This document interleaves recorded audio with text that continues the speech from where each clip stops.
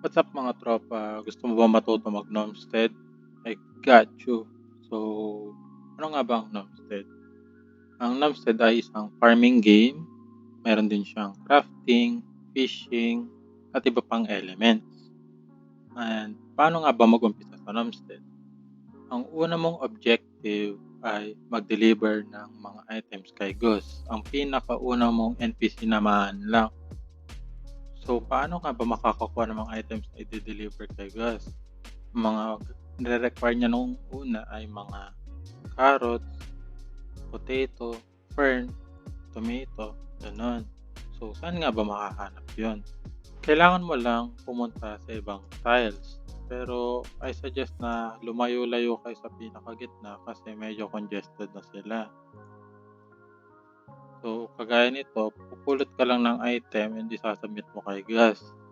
Kung tama pagkakaalala ko, kailangan mo mag-deliver ata ng 3 to 5 na items bago ka mag-level up. So, pagka tapos mo naman yung objective na yun, for sure, magle-level up ka na. And pagka level up mo to level 2, ma-unlock mo ang pangalawang NPC na si Lily. So, si Lily, siya ang magpa-prompt sa'yo na gumawa ng kingdom. So, habang gumagawa ka ng kingdom, may lalabas na prompt kung ano yung pangalan ng kingdom mo. Tapos, ang pagkatapos namang gumawa ng kingdom, kailangan mo siyang ilapag sa may vacant na space. Ang mga vacant space sa game ay yung mga area na walang tiles. Itong mga puting space na to, pwede ka maglagay dito na tiles mo. Pagkatapos i-generate yung kingdom or yung tile mo, ang susunod na ipapagawa sa'yo ay ilapag mo yung workbench and yung soils mo. So, para malapag mo yung mga items mo, pupunta ka dito sa may build button, then kiklik mo tong plus, kiklik mo yung workbench para ilapag siya, ganon din sa soil. Kiklik mo tong add, then pwede mo siya ilapag kahit saan. Sa NPC and objectives naman. So, ano ba ang objective mo sa game? Yun ay mag-gather ng items para may deliver sa mga NPC para maka-earn ka ng silver and gold. So, yung silver ay in-game currency. Ginagamit siya sa pagbili ng mga recipes, ng seed, pero hindi mo siya matitrade sa ibang players. Yung gold naman, magagamit mo siya sa pag-trade at pagbili ng mga gamit sa ibang players. Meron kang 4 na NPC na ma-unlock. Siyempre, ang pinakauna, si Gus na ma-unlock mo agad-agad habang level 1 ka lang. Si Lily, ma-unlock mo siya pagka level 2 mo. Pagka level 5 mo, ma-unlock mo naman si Sarah. And kasama mo ma-unlock sa kanya is yung ability para makapagputol ng mga puno. So, sa tile ni Sarah may mga punong available. So, kahit hindi ka maglibot and matimingan mo, pwede ka pumutol ng puno sa kanya. Pagka level 7, ma-unlock mo naman yung fishing na meron ako sa tile ko. Dito, may fishing na available. Pag level 9 naman, ma-unlock mo ay si Tom. And of course, mining. Lahat ng NPC na ma-unlock mo ay may hinihinging item.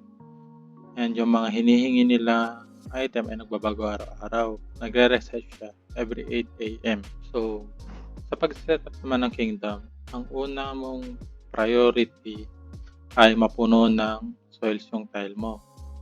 Makakapag-craft ka ng soil dito sa may workbench mo. Then, pagkatapos mo namang punuin ng soil yung tile mo, ang pangalawa namang pag-iipunan ay makabili ng bonfire. Ang bonfire naman, magagamit siya sa pagka-craft ng item. So, bakit ko sinasabing bumili ka ng bonfire? Meron naman si gas. Ang masasabi ko dito ay lahat ng tools na ibang player ang may-ari 2x ang kailangan nun. Isa para sa'yo na gumamit, isa sa player na may-ari ng pool. So, sinasuggest ko na bumili ka ng sarili mong bonfire para mas mura. Dahil isang item lang magagawa niya, pero sa'yo lahat yon. Hindi ka magbibigay sa ibang player. So, after mo mabili yung bonfire mo, gagaan na ang buhay mo ng konti. Kasi pwede ka na mag-infinite energy. Bakit? Dahil yon sa veggie salad. Kapag nag-craft ka ng veggie salad, kailangan mo ng 3 energy sa pagpupulot nitong cucumber, fern, and tomato. Then, another 1 energy naman sa pagluluto. Kapag nagluto ka ng veggie salad, pag kinain mo to, bibigyan ka niya ng 6 energy. So, 4 yung energy na kailangan mo, 6 energy bibigay, so positive 2 energy ka. Then, ang priority mo naman pag okay na lahat, or even starting, is yung daily objective mo. Kasi yung daily objective, pag nakumpleto mo, nagbibigay siya ng gold ranging from 0.5 to 5 gold daily. Ang kailangan mo lang gawin ay tapusin yung task objectives. Kunwari, mag-deliver ng 3 items kay Gus, 2 items kay Sarah, ganun. How to earn. So ito na ang pinakahihintay ng lahat. Paano ba kumita sa Nomstead? First of all, di pa nagti-TGE or token generation event tong game. So I can say na early pa.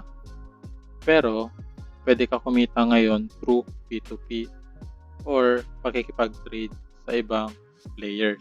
Kikita ka kapag binenta mo yung gold or items mo sa ibang players. Just check yung Discord server ng Nomstead para may iba ka pang info na makukuha. And yun lang. Happy gaming mga tropa.